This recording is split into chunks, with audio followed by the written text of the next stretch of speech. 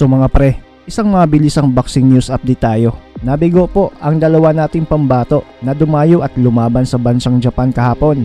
Natalo si former world title contender na si Jitro Pabustan via second round knockout kontra Japanese undefeated Junya Shimada.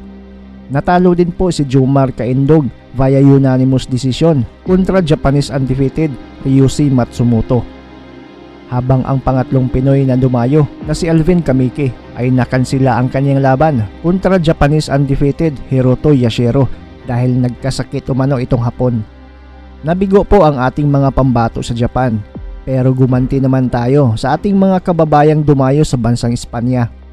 4 na gintong medalya lang naman ang nakuha ng ating mga kababayan.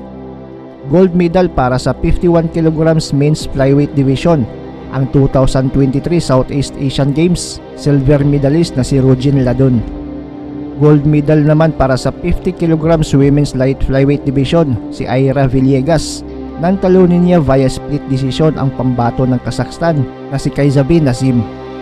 Gold medal din para sa 75 kg women's middleweight division si Herji Bakyadan. Nang talunin niya ang pambato ng Kazakhstan pa din na si Yerzan Gulsaya. At ang pang-apat na gintong medalya ay para sa 57 kg women's featherweight division na si 2022 Olympic silver medalist ni Steve Peticio. Tinalo niya ang pambato ng Chinese Taipei na si Xiao Wenhuang via split decision.